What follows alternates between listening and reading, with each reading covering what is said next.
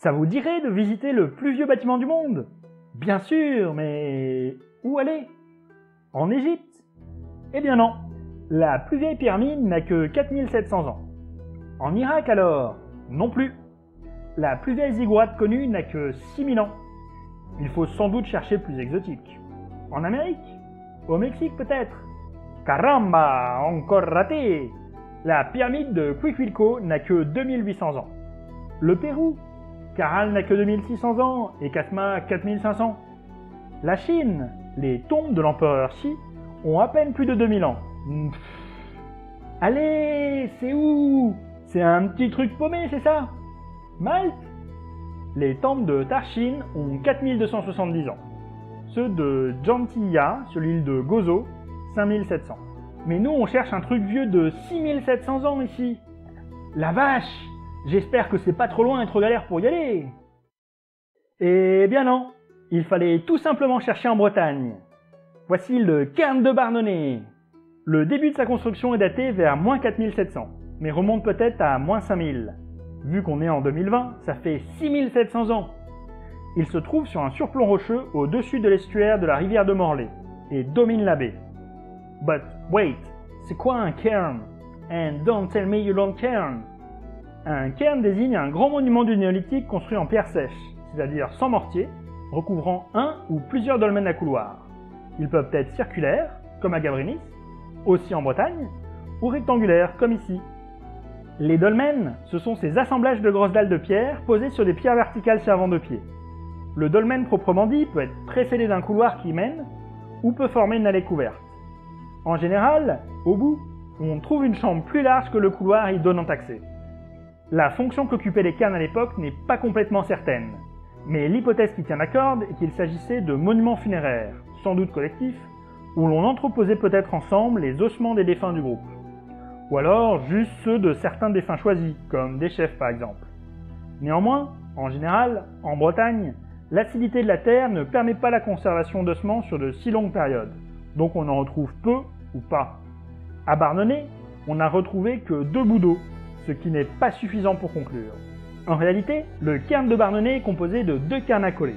Il comporte en tout 11 dolmens. Le cairn oriental est le plus ancien.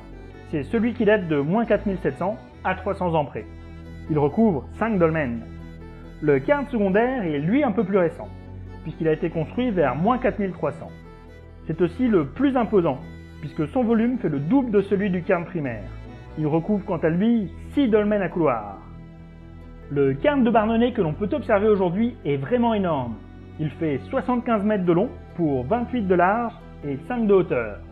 Son volume est estimé à 2000 mètres cubes de pierre, soit dans les 4000 tonnes. La plupart des pierres ont été extraites à proximité immédiate du site, mais les grosses pierres de granit ont-elles parcouru plus d'1 kilomètre en montée pour parvenir au site.